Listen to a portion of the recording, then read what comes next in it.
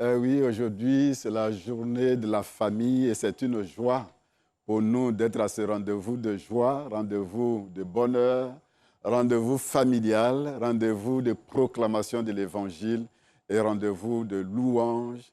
Je suis heureux de partager ce moment avec vous. Recevez les grâces et les bénédictions de la part de notre Seigneur qui est le chef de la famille parce que l'Église a dédié cette journée à la famille, effectivement. C'est pourquoi je suis là avec les responsables de la famille. À ma droite, vous avez le révérend pasteur Tila Daniel, qui est le responsable dans second du département de la famille. Bonne arrivée à vous, révérend. Merci, homme frère. Que le Seigneur vous bénisse. Merci à vous. Le département, ça marche? Oui, vous êtes à l'aise? Le département fait son petit bonhomme de chemin avec le Seigneur, car avec lui, il n'y a pas de tristesse, je peux dire, d'inquiétude. C'est cela. Il nous fait passer, même s'il nous fait passer par les eaux, par le feu, Oui. c'est pour sa gloire. Merci. Nous sommes là aussi avec notre frère, notre bien-aimé, Don Assalé Patrick, qui est le secrétaire permanent du département de la famille. Bonne arrivée à vous. Merci, pasteur. Merci beaucoup. C'est la première fois que j'entends qu'il y a un secrétariat permanent. Est-ce que vous êtes rémunéré? Non, on n'est pas rémunéré en tant que tel. C'est notre langage passé dans notre organisation, normalement. Ce que nous avions prévu, jusqu'à ce que l'Église soit prête à le faire, c'est que le secrétaire permanent soit rémunéré par l'Église. Ce soit un ouvrier de l'Église. Voilà, c'est ce que nous avons planifié. Mais on attend que l'Église soit prête pour qu'effectivement on puisse prendre en charge le secrétaire permanent. J'ai voulu que nos slogans soient que la personne qui a envoyé son épouse présente son épouse. Ok, donc là, je vais vous présenter la plus belle des dames, voilà. comme on l'appelle. Voilà, Madame Don Régine. Oui. Elle est rayonnante de beauté. Oui. 7 enfants, mais elle est toujours là. Bravo. C'est l'épouse que Dieu m'a donnée. Et cette année, nous fêtons 30 ans de mariage. Waouh. Merci. Mandon, bonne arrivée. Merci. Félicitations à vous. Oui, merci. Vous êtes aussi au secrétariat permanent, oui, comme votre mari. Tout à fait. Nous voulons vous souhaiter vraiment la bienvenue. Merci. Beaucoup d'enfants, on arrive à les encadrer facilement? Bon, on a dû arriver parce que maintenant, ils sont tous à l'université, il n'y a plus d'enfants. Ah, d'accord. Ils sont tous grands. Donc, on a fait ce qu'on pouvait, grâce à Dieu. D'accord. Merci beaucoup. Révérend, l'idéal serait que vous présentiez votre épouse. Oui. Elle va lever la main simplement, et puis on va la connaître comme elles sont nombreuses de l'autre côté. Oui, la voilà là-bas qui a... Lève bien la main, et puis on va te voir. On peut la saluer? C'est la femme du pasteur. Voilà. Elle, c'est Madame Charlotte Tila, oui. Celle qui m'accompagne dans le ministère. Amen. Ah, oui. Et elle le fait très bien.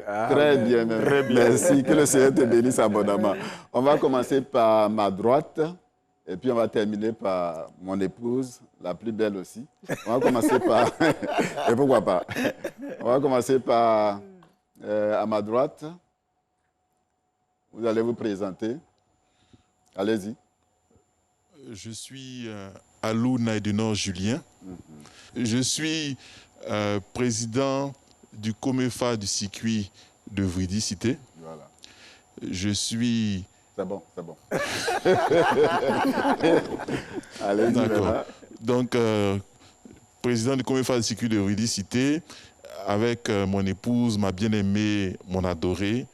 Lève la main comme on parle pour vous. Voilà. Amor Emilio. Voilà. Kwasi, épouse Alou, Kroubin Alix Ingrid. On va les saluer. Passez le micro à votre droite. Merci, révérend. Je suis M. Abi Daniel. C'est très rapide. Je suis M. Abi Daniel. Abi Daniel. Oui. Je suis de l'église d'Abéboukoua. Je suis secrétaire au niveau du district du COMEFA. Très bon. Et je suis accompagné de ma charmante épouse. Je l'appelle affectueusement mon réconfort. Nous avons 5 enfants. 5 enfants, voilà. Et c'était un bonheur pour moi qu'elle puisse m'accompagner ce jour-là. Voilà. Merci, révérend. Moi, c'est le frère Akonga Parfait. formateur Comefa au niveau de la Cité des Grâces d'Admambo. Je suis avec mon épouse Kofi Moulo et ma Yolande, épouse à Kongba.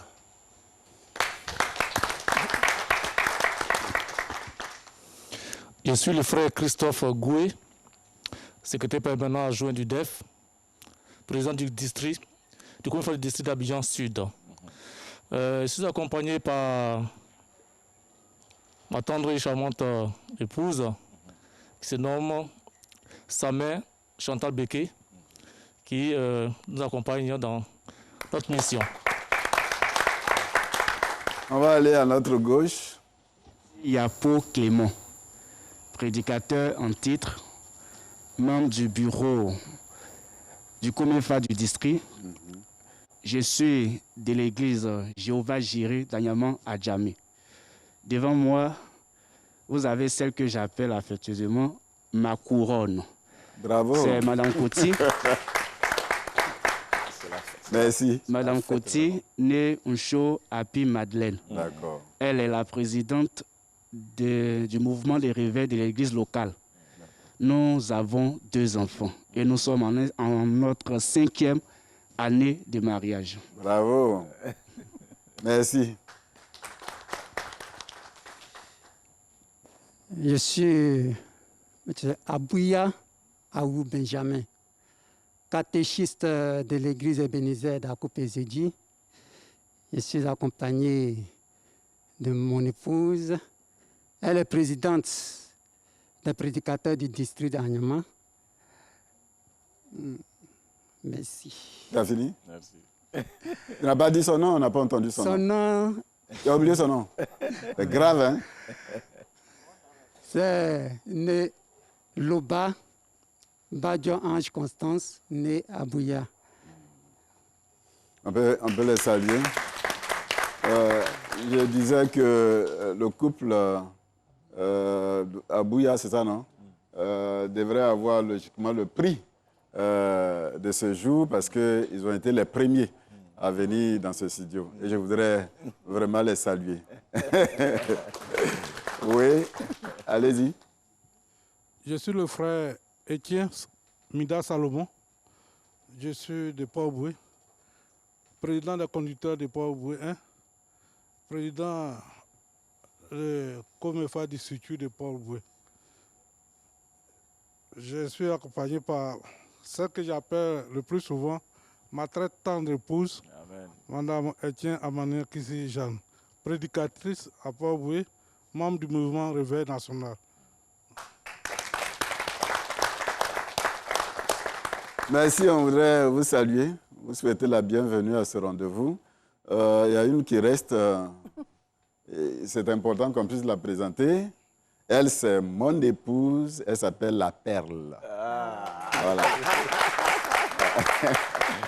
Nous sommes aujourd'hui à 21 ans, 21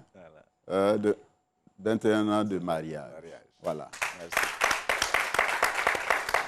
Le directeur du département a insisté que mon épouse soit là, sinon on n'allait pas faire l'émission d'aujourd'hui. Donc, elle était obligée d'être là parce qu'elle est cachée pour nous soutenir pour le travail. La fête n'aurait pas été voilà. totale. La fête n'aurait pas été totale. Voilà. Monsieur Don, avant de demander au révérend pasteur d'introduire ce moment par la prière, on va d'abord prier et puis vous allez nous expliquer parce qu'on a entendu Comefa, qu'est-ce que cela veut dire? Allez-y. Révérend, présente ce moment au Seigneur. Nous prions Dieu. Seigneur notre Dieu, toi de qui toute famille tient son existence, nous te disons merci pour ce moment de partage, d'échange autour de ta parole que tu rends possible. Seigneur, tu nous as dit que sans toi, nous ne pouvons rien faire. Et nous en sommes conscients. C'est pourquoi nous te prions de venir, toi-même, coordonner toutes choses durant ce moment, afin que la gloire te revienne. Seigneur, que les prises de parole soient inspirées par toi, afin que nous puissions être édifiés, que toutes les familles soient édifiées et sauvées au nom de Jésus. Amen. Amen. Comme le disions tout à l'heure, beaucoup de frères ou beaucoup d'amis sur ce plateau ont parlé de Comefa. Est-ce qu'on peut savoir ce que cela veut dire? En fait, le Comefa, c'est l'abréviation de Comité méthodiste de l'éducation familiale. Voilà. Donc, au niveau des églises locales, on parle donc des Comefa. Voilà, au niveau des circuits, le Comefa. Mais au niveau national, il s'agit du département de l'éducation familiale DEF. Voilà. D'accord. Aujourd'hui, le thème que l'Église propose, croire et être sauvé avec la famille, c'est la fête. Croire et être sauvé avec sa famille, c'est la fête. Nous avons 3 tests. Certainement, on va parcourir ces 3 tests et puis nous allons parler autour de ce thème, certainement qui nous aidera à sensibiliser, à encourager les différentes familles de la Côte d'Ivoire de façon générale, mais aussi de façon particulière de l'Église méthodiste unie Côte d'Ivoire. Avant d'en arriver là, je vous propose de regarder le groupe musical de Williamsville, l'Église méthodiste de Williamsville. À lui seul, et tu seras délivré. Oh, oui, crois-moi, il demeurera toujours constant. Oh, ouvre-lui tout ton cœur, tu seras sauvé.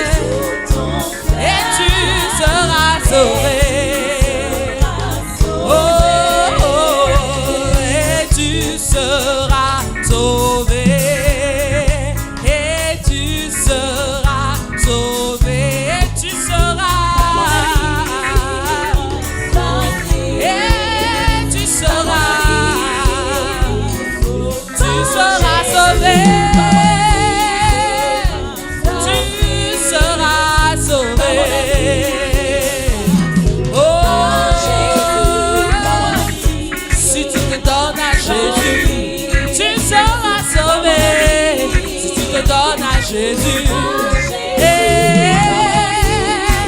tu seras sauvé, tu seras sauvé, sauvé, sauvé, tu seras sauvé. Ah, mon ami, tu seras sauvé.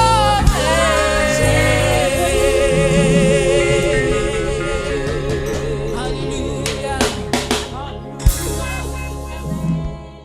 Merci bien à ce groupe musical. Nous n'avons pas l'habitude d'avoir un groupe musical avec nous aujourd'hui de façon spéciale. Nous avons voulu que ce soit ce groupe musical qui nous accompagne dans la louange. Croire et être sauvé avec sa famille, c'est la fête. On va faire un tour de table. Donnez votre impression par rapport à ce thème d'abord, avant d'aller plus loin. On va commencer par le couple. D'accord. Alors, croire et être sauvé avec sa famille, c'est la fête. C'est le thème que l'Église méthodiste unie Côte d'Ivoire donne aujourd'hui à toute l'Église. On va certainement peut-être avoir le temps d'aller un peu plus en profondeur dans la suite des temps. Mais là, dirons d'une manière générale, il s'agit de sensibiliser les uns et les autres à faire en sorte, et les textes que nous allons lire vont aller dans ce sens-là, sensibiliser les uns et les autres à faire en sorte que nous soyons sauvés, mais pas seuls, mais que nous veillions attentivement à ce que nos familles aussi soient sauvées avec nous. Madame Don. Oui, je veux préciser qu'on a dit croire. Et vraiment, nous sommes enfants de Dieu.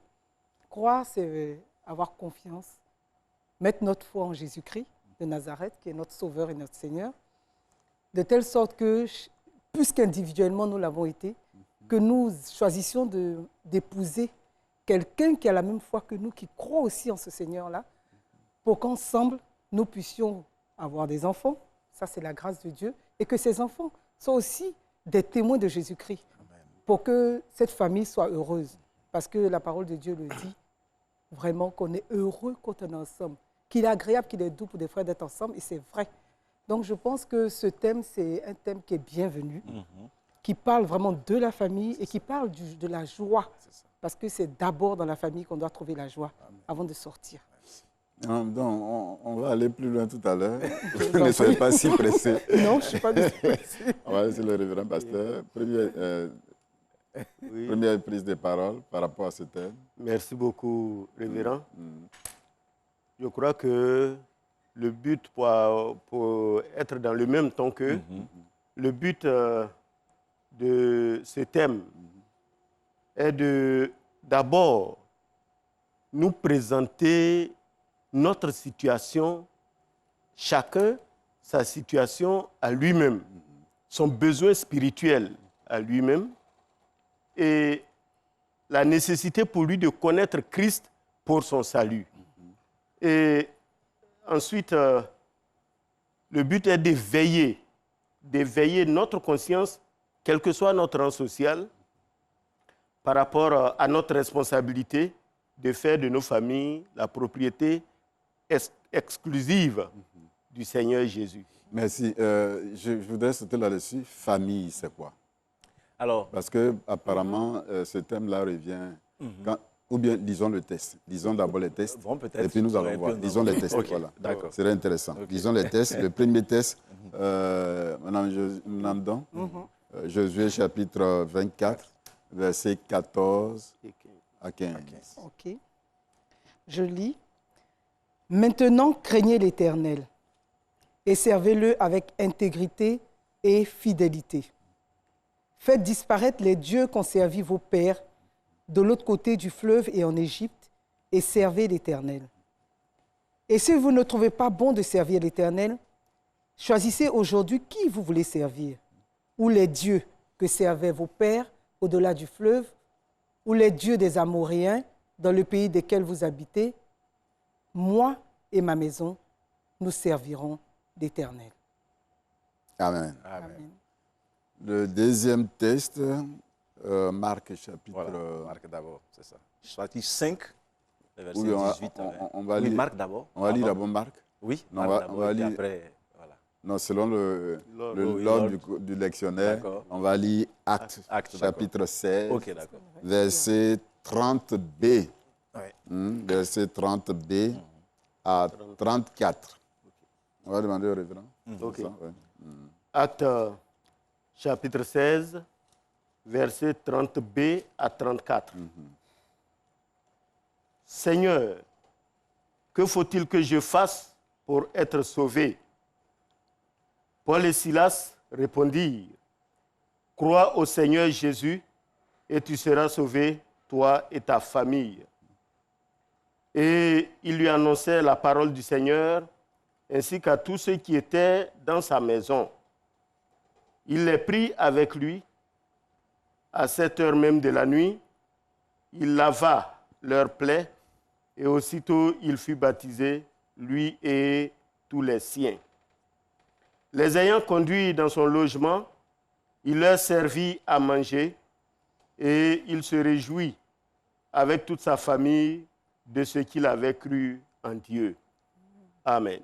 Amen. Le troisième texte. Marc chapitre 5, les versets 18 à 20. Comme il montait dans la barque, celui qui avait été démoniaque lui demanda la permission de rester avec lui.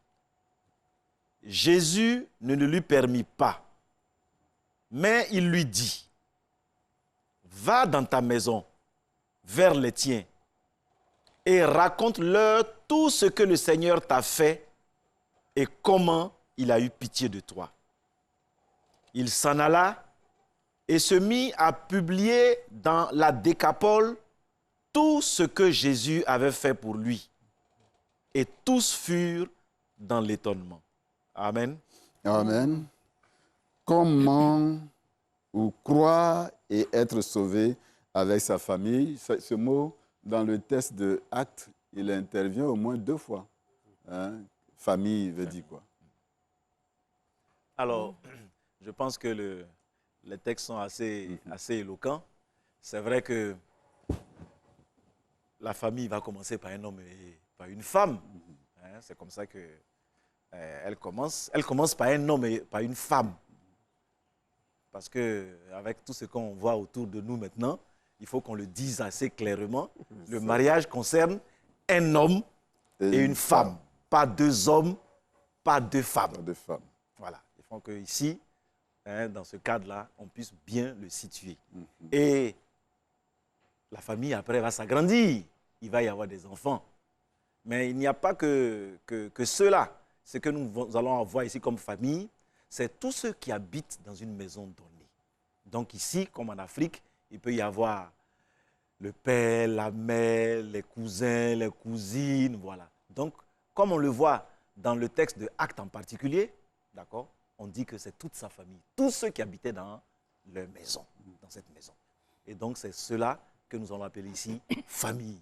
Pourquoi l'Église met l'accent sur la famille, en créant d'ailleurs même un département de la famille? Voilà. Et je pense que, j'allais dire que, en regardant un peu autour de nous, on se rend compte que la famille, c'est, j'allais dire, c'est la fondation, c'est-à-dire que le père et la mère, la structure familiale, c'est elle qui va faire la société. Et la question que le pasteur donc me pose me permet de me faire penser à un professeur d'histoire, si mes souvenirs sont bons, quand il s'appelle Albert Ilma, qui a étudié 88 civilisations et qui s'est rendu compte que tous les grands empires prenaient leur ressort en mettant d'abord l'accent sur des relations familiales saines. Et puis quand l'empire commence à être à son apogée, on constate que justement, ces relations familiales saines qui avaient été les fondations de sa puissance, eh bien, on commence à les laisser. Et presque toujours, l'empire s'écroule. L'empire s'écroule. Donc, l'Église qui est fondée par Jésus-Christ, qui a créé la famille, sait très bien l'importance de la cellule familiale. C'est pourquoi elle a créé un département qui s'occupe uniquement donc des problèmes de gestion de tout ce qui concerne la famille. Parce que lorsque la famille se porte bien, l'Église se porte bien, la nation se porte bien et le monde se porte bien. Ce n'est pas pour rien, on aura peut-être l'occasion de revenir là-dessus, que lorsque certaines personnes à gauche, à droite, certains groupes gesticulent, elles s'attaquent souvent à la cellule familiale. Parce que c'est une stratégie vieille comme le monde. Lorsque une armée va combattre une autre armée, elle va attaquer la partie de l'armée qui est la plus solide, l'endroit où il faut toucher pour que le reste de l'armée s'écroule. Et la société, c'est la famille qu'il faut toucher pour qu'elle s'écroule. Donc, il faut pouvoir faire en sorte que la famille se porte bien pour que la société se porte bien. Non, vous convenez avec votre époux? Oui, je regarde un peu, quand Dieu a créé le monde, il a commencé par un homme et une femme. Hein. Donc, pour nous dire que c'est le socle. C'est par là que ça peut commencer. Tout doit commencer.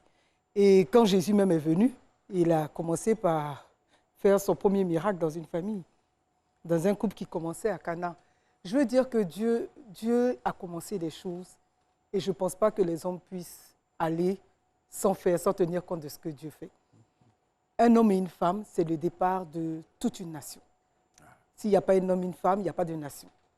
Et les hommes et les femmes qui se trouvent dans la nation sont dans des familles.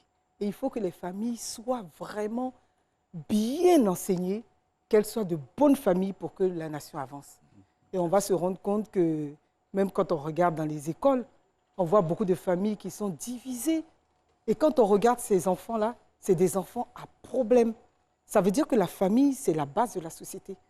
Donc, je crois que l'Église fait bien d'avoir de s'occuper vraiment, vraiment spécialement de la famille. Révérend, on a lu un test. On a lu un test à partir du thème, c'est certainement le test de Actes qui était éloquent. Est-ce qu'on peut faire une situation de ce test? On peut faire la situation? Ok. Simplement la situation. Qu'est-ce qui s'est passé avant pour qu'on en arrive à ce test? Ok, merci beaucoup, révérend. Paul et Silas étaient à Philippe lors de son deuxième voyage missionnaire. Et ils ont délivré une femme qui avait un esprit de python. L'esprit de python, c'est-à-dire l'esprit de fausse prophétie ou divination. Et cette délivrance, ce miracle, leur a valu l'incarcération. Dans la prison, ils chantaient, ils priaient, ils chantaient les louanges de Dieu. Et Dieu a fait trembler la terre, les portes de la prison se sont ouvertes et les liens des prisonniers sont tombés. Alors, le geôlier ou le garde, quand il s'est réveillé de son sommeil, il a pensé à une évasion des prisonniers. Il a voulu se donner la mort parce qu'il craignait son sort, qui serait évidemment la peine capitale. Mais les missionnaires l'ont rassuré pour dire que nous sommes tous là, ne te fais pas de mal. Et après cela, il est tombé à leurs pieds, il leur a demandé, mais que faut-il que je fasse, Seigneur, pour être sauvé? C'est ainsi qu'ils lui ont dit, crois au Seigneur Jésus et tu seras sauvé, toi et ta famille. Alors, il les a pris pour aller chez lui.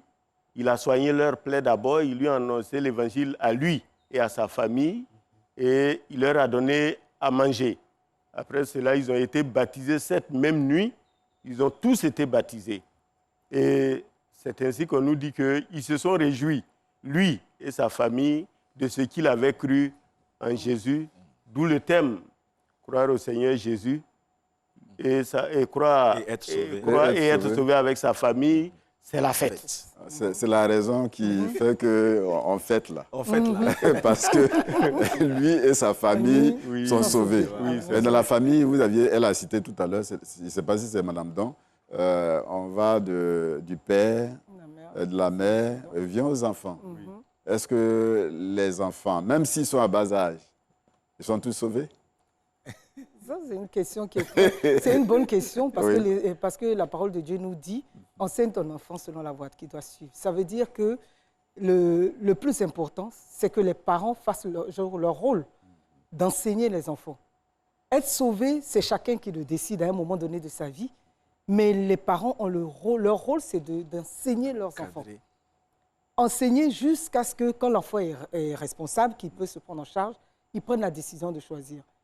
Mais déjà, le fait d'enseigner un enfant, de lui parler de Jésus, de lui donner les informations qu'il faut pour que demain il soit sauvé, Dieu regarde ce que nous faisons et je crois qu'il bénit les enfants.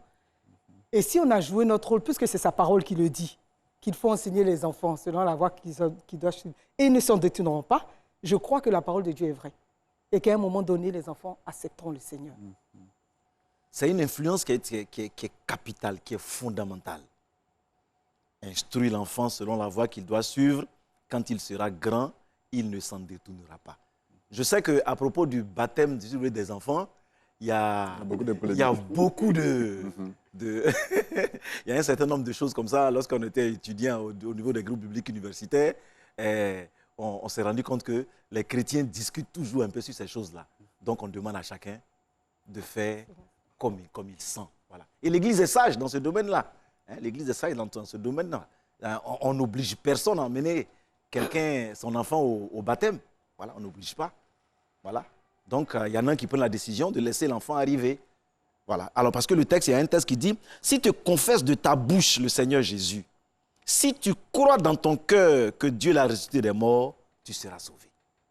Voilà. Donc, il faut cette influence de l'enfant, de la famille sur l'enfant, qui l'amène petit à petit lui-même à prendre sa décision et à être sauvés. Et on peut rencontrer le Seigneur très jeune. Hein? On peut rencontrer le Seigneur très jeune. Il y a des enfants de 10 ans, et même parfois même moins, qui ont compris et qui ont ouvert leur cœur à Jésus-Christ. Mais il est important de se rendre compte que la famille joue un rôle capital. Et si vous lisez un peu la biographie de John Wesley, il a reconnu dans un écrit qu'il a fait que les prières de sa mère ont été d'une influence capitale dans ce qu'il est devenu. Voilà.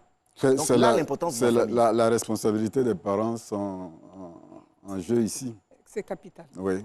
C'est capital parce que pour fêter, pour être heureux, pour jouir de cette joie d'être en famille, si on n'a pas joué notre rôle, je crois qu'on paye les conséquences après.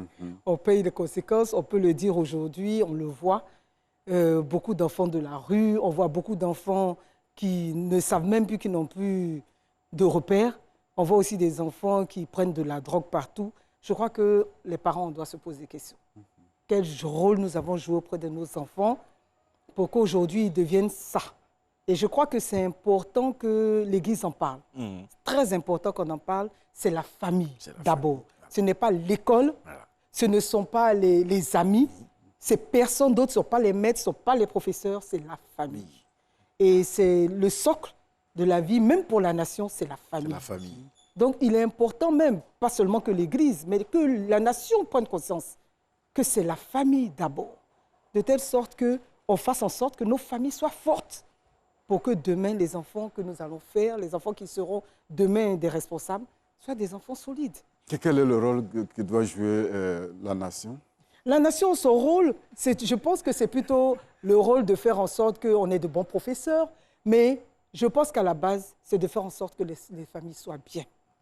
Parce qu'une nation qui a de bonnes familles, elle permet à des enfants d'être bien éduqués, elle permet à des enfants de partir à l'école correctement, d'avoir une bonne formation.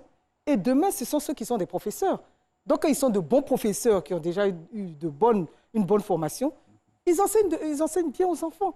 C'est-à-dire que la nation, son rôle, c'est de faire en sorte que les familles soient solides. Et je suis convaincu que c'est ce qui va marcher dans une grande nation. C'est important que la nation soit en première ligne ou bien que l'Église soit la première éducation ou la famille. La famille. Bien, je crois que la famille est le départ d'une nation. S'il n'y a pas de famille, il ne peut pas avoir de nation. Parce que chacun est issu d'une famille. Et même quand on va dans les pouponnières, il y a des gens qui viennent parce que les enfants ont besoin d'être encadrés dans une famille. Il y a des gens qui viennent adopter des enfants là-bas pour que ces enfants-là soient vraiment heureux, qu'ils s'épanouissent, qu'ils ne soient pas vraiment seulement dans ce cercle-là, mais qu'ils se sentent aimés, que leurs besoins soient comblés. Est-ce que c'est la famille qui a échoué quand nous voyons dans les rues les enfants de la rue, nous voyons les brigands, nous voyons ceci, nous voyons cela? C'est la famille qui a échoué? Moi, je pense effectivement que c'est la famille qui a échoué. Parce qu'il y a des choses que la nation ou bien l'école ne peut pas faire. Les principes de moralité, c'est-à-dire l'honnêteté, la droiture, la justice, l'équité, l'amour, aucune autre structure ne peut inculquer ça à un enfant que sa famille. Ce n'est pas possible. Il n'y a que la structure familiale qui peut inculquer ça. Mais à moins que la famille elle-même soit éduquée, soit de cette qualité, il peut y avoir des familles qui... Ce n'est pas leur affaire. La conscience, ça n'existe pas. Justement, c'est l'effort que les uns et les autres devons faire pour que justement la structure familiale se rende compte de sa responsabilité. Je pense qu'au niveau de l'État, on peut faire en sorte que, je ne sais pas moi, il y a des mariages dans toutes les mairies, on peut faire en sorte que les maires eux-mêmes sensibilisent les différentes personnes qui viennent au mariage pour leur dire... Mais est-ce que ça suffit? Ça ne suffira pas, mais ça fera quelque chose un peu quand même. En disant que vous ne vous mariez pas, ne vous imaginez pas simplement que c'est vous deux qui vous mariez, mais ce qui va se passer dans ce mariage va influencer la nation tout entière. Il faut que vous en soyez conscients. Ce qui va se passer dans votre mariage va influencer la nation tout entière. Donc ne venez pas simplement pour une simple cérémonie. Ce n'est pas tous qui viennent à la mairie, ce n'est pas tous qui viennent peut-être se présenter à la famille, maison des enfants. Mais justement, je crois que c'est justement le problème de la famille. Pourquoi il y a des enfants qui vont ailleurs, qui vont se marier comme ça? C'est parce qu'ils n'ont pas été éduqués dans une famille, dans leur famille. Je pense qu'on revient toujours à la même base. La famille est la base. Si la famille n'a pas éduqué, c'est normal que les enfants, quand ils n'ont pas eu de repères, c'est normal qu'ils se perdent. Et c'est pour ça qu'on revient pour dire que la famille est la base. Si la famille a échoué, c'est la famille qui a échoué. Si ton enfant est dans la rue, c'est la famille qui a échoué. Et moi, je pense qu'il n'y a pas de honte à reconnaître qu'on a échoué. Celui qui tombe, c'est quand il reste par terre que c'est un problème. Mais quand il se relève et qu'il décide de marcher encore, oui, là, on voit que c'est un homme. Donc, je pense que quand on a échoué, il suffit de revenir à soi-même, de rentrer en nous-mêmes et puis de prendre conscience. Je vais donner une anecdote qui nous est arrivée. On a un fils, il est le 4e. Il avait à peine 5 ans. Quand j'ai commencé à me rendre compte que quand on arrive à la maison, tous les enfants sautent, sauf lui. Et puis j'ai dit à mon mari, attends, on a un enfant qui est en train de se perdre quelque part. Il ne saute jamais, il ne court pas, il ne vient pas dire « Maman, papa, tout le monde le fait sauf lui ». Et j'ai dit à partir de ce moment, cet enfant-là, il faut qu'on l'observe. Donc on a commencé à le regarder. Et quand j'arrive comme ça, je cours, tout le monde vient vers moi, mais c'est vers lui que moi je cours. Je l'embrasse, je lui fais des câlins, je fais tout ça pour lui faire se rendre compte. Parce que peut-être qu'à un moment donné, c'est vrai, cet enfant-là, on a eu 2 enfants qui se sont suivis d'1 an. Donc ça veut dire que cet enfant, il y a un moment où peut-être qu'on l'a délaissé. Et il a dû sentir ça. Voilà. Donc il fallait le rattraper. Et il fallait faire en sorte que cet enfant se retrouve dans la famille et sente qu'il est aussi protégé que les autres. Et ça nous a pris du temps, au moins 3 ans où il fallait tout le temps le câliner et tout ça. Mais après, il commençait à courir comme ses autres frères. Maman, papa, il faisait la même chose. Mais on ne va pas négliger l'exemple de geôlier. C'est à partir du geôlier que le texte nous dit que toi et ta famille, vous serez sauvés. Oui. Il y a quelque chose certainement qui s'est passé. Bien. Si ce geôlier n'avait pas peut-être donné sa vie au Seigneur, il sera difficile pour qu'on dise de cette famille que toi et ta famille, vous êtes sauvés parce qu'il a une responsabilité auprès de sa famille. Tout à fait, encore. Et donc c'est important, ça c'est aussi un autre aspect, parce que dans les familles, soit monsieur connaît le Seigneur, madame ne connaît pas le Seigneur, ou bien vice-versa. Et ça, c'est un problème. Et donc, l'Église fait bien peut-être de nous faire lire ce texte, présenter ce thème pour nous encourager, que ce soit monsieur et madame, d'entrer en relation, en intimité avec le Seigneur. Tout à fait. Oui, allez-y, révérend. Oui, je disais que c'est juste parce que le premier instructeur, le premier enseignant, c'est Dieu. Puisque tout existe par lui et pour lui. Donc nous devons nous appuyer sur lui, nous devons nous référer à lui pour suivre ses directives afin que nous réussissions. Parce qu'il a dit à Josué que ce livre de la loi ne s'éloigne point de ta bouche, médite-le jour et nuit, et pour faire ce qui y est écrit, c'est alors que tu réussiras. Donc, si on veut réussir, il faut que nous nous attachions à la parole de Dieu, qui éclaire, qui oriente et qui est la meilleure lumière qui existe. Ça, c'est le domaine chrétien. Je crois que vous avez parlé de quelque chose qui est important, c'est le geôlier. Il y a quelqu'un qui lui a parlé. C'est ça. En fait, je crois que c'est le rôle que l'Église est en train d'essayer de faire aujourd'hui, pendant que nous sommes là, c'est justement de parler. De parler aux gens pour leur dire que le socle, c'est la parole de Dieu. En réalité, si on n'a pas ça, ça ne marche pas. Le geôlier s'en est rendu compte, parce qu'il a vu des gens qui étaient emprisonnés, qui avaient les portes ouvertes, qui pouvaient fuir, mais qui sont restés là. Mais parce qu'il y a quelque chose, il s'est dit, il y a quelque chose qu'ils doivent avoir. Comment des gens, les autres auraient fui. Pourquoi ils sont restés là? Il s'est posé des questions. Et alors, il est allé vers eux. Et quand il est allé vers eux, Paul a eu le temps de lui expliquer. Mais nous, on ne s'inquiète pas, les portes sont ouvertes. Même si vous les refermez, nous, nos portes sont ouvertes. Donc lui, il a commencé à se dire, mais attends, ils ont quelque chose que je n'ai pas. Et je crois que c'est le rôle de l'Église. L'Église a décidé aujourd'hui de choisir ce thème parce que justement, nous voulons dire aux gens qu'il y a quelqu'un qui est capable de vous aider à sortir de là où vous êtes. C'est Jésus-Christ de Nazareth et il est capable de transformer ce que vous vivez en ce moment en période de joie quand vous choisissez de marcher avec lui. Et je crois que Jésus nous donne aujourd'hui la possibilité de parler aux gens, comme ce geôlier qui a eu cette parole grâce à une situation. Il n'était qu'un geôlier. Paul et Silas n'étaient que des prisonniers. Mais ils ont utilisé cela pour parler. Il n'y a pas de personne qui ne peut... Même un enfant peut t'apporter la parole. Mais quand tu entends, le jour où tu auras entendu parler de cette parole, attache-toi à elle. On va faire une pause musicale et puis on va continuer parce que c'est dans cet élan que certainement nous allons. Ok, d'accord. Nous sommes pratiquement vers la fin pour qu'on sache ce qu'on doit retenir, ce qui doit influencer la famille. Mais nous allons d'abord et encore écouter ce groupe musical de Williamsville.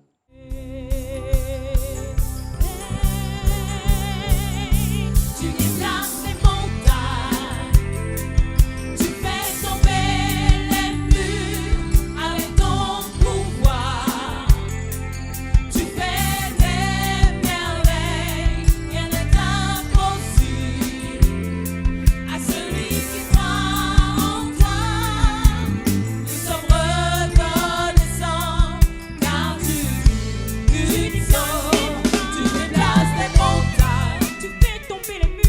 Tu fais tomber les murs avec ton pouvoir. Tu fais des merveilles, rien n'est impossible à celui qui croit en toi. Nous sommes reconnaissants car tu sauves. Tu déplaces les montagnes, tu fais tomber les murs. Tu fais tomber les murs avec ton pouvoir. Tu fais des merveilles, rien n'est impossible à celui qui croit en toi. Nous sommes reconnaissants car tu es une solution. Tu changes toute solitude, tu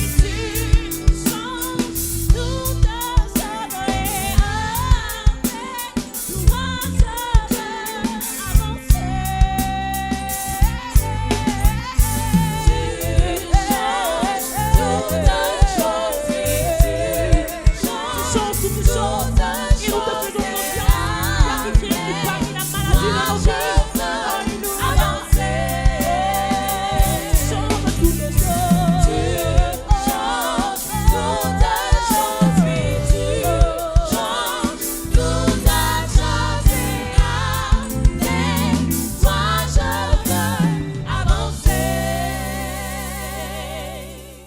Merci bien. La louange participe à la présence de Dieu parce que Dieu siège dans la louange et il permet d'être inspiré. Il y a un des frères qui veut prendre la parole. Allez-y. Oui, allô Julien. Je voudrais emboîter le pas à la table de séance pour dire que l'Église doit aller encore un peu plus en profondeur. Parce que la seule journée dans l'année n'est pas suffisante. Étant entendu que la famille est le socle de tout. Tout ce qui régit la société tire son fondement dans la famille. Et si la famille est bien enseignée, il va s'en dire que cela va réjaillir sur toute la communauté et toute la société va bien se porter et on n'aura plus de soucis quant à voir si son enfant a dévié ou pas. Donc j'encourage l'Église à aller de l'avant dans ces journées-là. Si on pouvait aller jusqu'à même 6 journées même dans l'année, Ça serait intéressant parce que quand on fait la journée, quand on finit, on se dit que c'est la journée, c'est fini, et puis on passe à autre chose. Or, il est important de marquer un temps pour faire le point de ce qui s'est passé, et puis on va aller de l'avant. C'est ce que je voulais dire. Merci. Est-ce que c'est une question de journée? Parce que logiquement, ça devrait être tous les jours. Oui. Tous les jours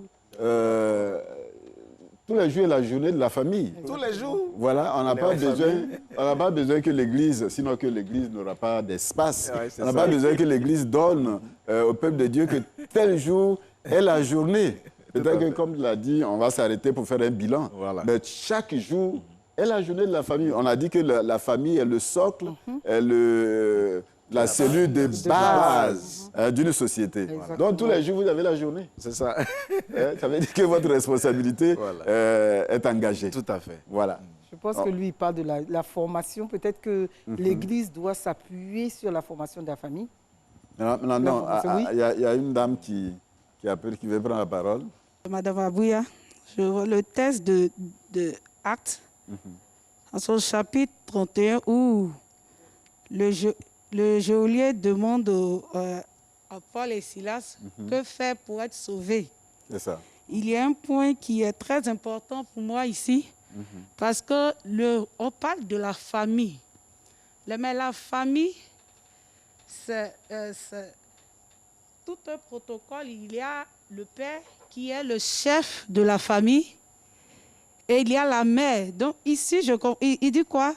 Si toi, le geôlier, c'est vrai que c'est un simple geôlier, il est simple geôlier dans son service, mais il est chef de sa famille. Si toi, le geôlier, tu crois, tu seras sauvé, toi et ta famille. Donc vraiment, le rôle du chef de famille est mis ici en évidence. Il y a des couples où c'est la femme qui croit. Mais nous comprenons qu'en tant que femme, c'est difficile. Mais quand c'est l'homme, il s'impose, l'homme, c'est le chef. La liturgie de l'homme, si je peux m'exprimer ainsi, est obligatoire dans sa maison. C'est pour ça que Josué ne va pas discuter. Il dit, je ne connais pas pour vous, mais moi et ma maison. Donc vraiment, le rôle du chef de famille est mis en évidence ici. C'est ce que j'aimerais soulever. Merci bien. Oui, allez-y rapidement. Donnez le micro de l'autre côté. Oui, au départ, Soyez bref. la question a été posée, comment une seule personne croit et toute la famille est sauvée. Je crois que là, l'élément important se trouve dans la responsabilité, la maturité que le geôlier a montré en face de Paul et Silas.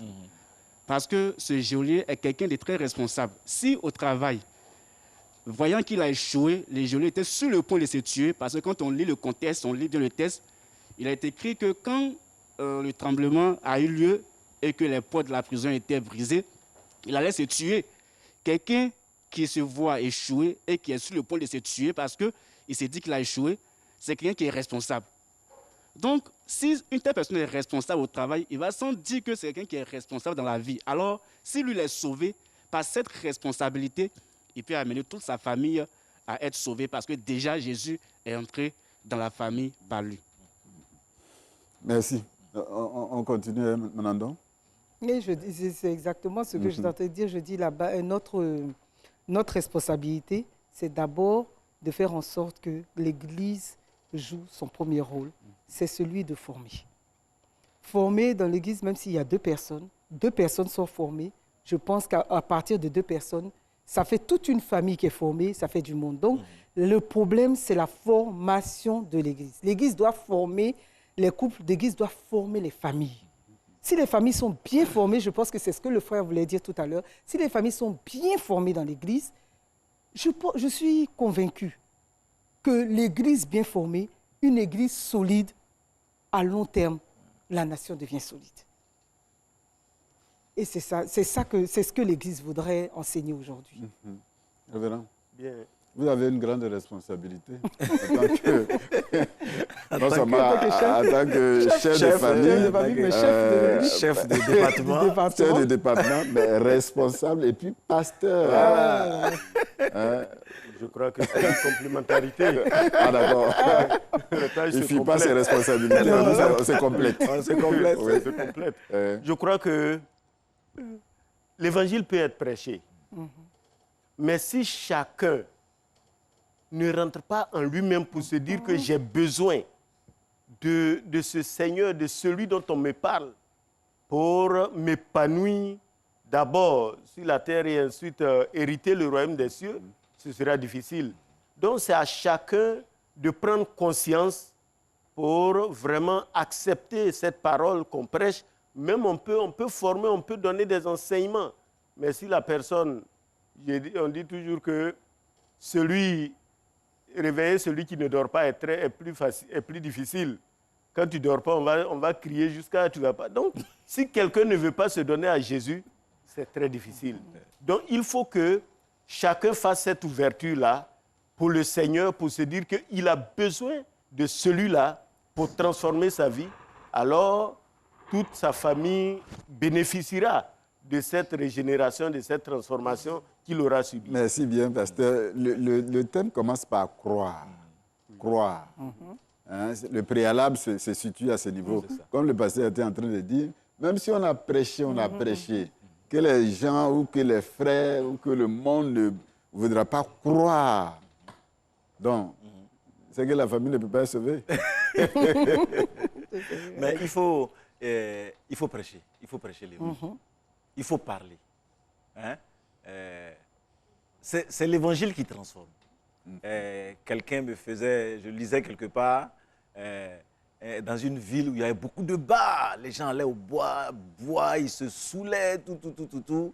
L'État a fait ce qu'il pouvait faire. Et puis il y a un prédicateur puissant qui est arrivé là-bas, qui a prêché l'évangile. Prêché l'évangile, tous les bars se sont fermés. Vous voyez, les gens sont devenus chrétiens. Tous les bars sont fermés, les gens sont devenus chrétiens. Voilà. Une puissance dans l'évangile lui-même. Prêchons l'évangile. Parlons de Jésus-Christ. Il est là. Il faut que nous-mêmes, il y a tellement de choses qui nous distraient que les affiches des programmes. Jésus-Christ parfois écrit en tout petit caractère sur l'affiche. Et il a écrit dans un tour de table. L'évangile. Mais si on n'a pas entendu aujourd'hui, on entendra demain. De prêcher l'évangile. Oui. Un chef de famille qui est chrétien, la famille va être touchée. Et à partir de cette famille, l'Église et le monde. Révérend. Oui, il est dit dans la parole de Dieu que la foi vient de ce qu'on entend et ce qu'on entend vient de la parole de Christ. Donc, comme il faut prêcher l'évangile, nous, on ne fait que semer. Sur cette image, nous sémons la parole de Dieu autour de vous, mais aussi dans la famille. Amen. Le reste appartient au Seigneur. Amen. Je voudrais vraiment rendre grâce au Seigneur pour ce moment. Nous prions le Seigneur. Père, nous te rendons grâce. Si la famille est célébrée en ce dimanche 16 mai de l'année 2021, c'est parce que tu connais son besoin, tu connais ses soucis et tu veux remédier à tout cela puisque tu es la solution à tous les problèmes des hommes. Nous te remercions pour ce temps. Seigneur, aide-nous à pratiquer ce que tu ordonnes afin que notre vie soit épanouie pour ta gloire. Bénis la télévision ivoirienne, bénis la radio nationale, bénis toutes les presses, Seigneur, audiovisuelles et écrites, pour que notre Dieu, notre Père, leur professionnalisme concourt à la stabilité du pays. Que ta gloire resplendisse dans leur vie, dans leur famille, afin que notre Dieu, nous nous réjouissions en toi seul, au nom de Jésus. Amen. Amen. Nous avons compris que notre responsabilité, c'est de prêcher la parole, parce que si le geôlier n'avait pas cru, s'il n'avait pas entendu la parole, il sera difficile d'être sauvé. Lui et sa famille, et toutes les familles de la nation ivoirienne ont besoin d'être sauvées. Toutes les familles du monde entier ont besoin d'être sauvées, et c'est important que nous puissions s'aimer l'Évangile. En s'aimant l'Évangile, Jésus-Christ, Dieu prend le relais de permettre que cela puisse germer. Je voudrais rendre grâce au Seigneur pour ce moment que nous avez donné. Le révérend pasteur Tila Daniel, qui est le responsable adjoint au département d'éducation familiale, Merci à monsieur et madame Don, au secrétariat permanent de l'éducation familiale. Que le Seigneur vous bénisse abondamment. Je vais saluer les familles qui nous ont accompagnés. J'espère que ça fait au moins 40 familles qui seront sauvées parce qu'il y a 10 couples ici. Donc, annoncez l'évangile pour que le monde puisse venir au Seigneur. Nous arrêtons là pour aller fêter. Parce que dès l'instant qu'on a reçu le Seigneur, c'est la joie et on fête. Amen. On veut dire au revoir aux téléspectateurs. Nous allons nous retrouver certainement le dimanche prochain, si Dieu nous donne encore l'occasion. Merci à M. Loukou qui gère toute la technique avec nos frères et sœurs. Merci à notre monteur Maswell Lozo qui nous accompagne dans le montage. Que le Seigneur nous bénisse abondamment. Amen. Amen. Ouvre tout ton cœur.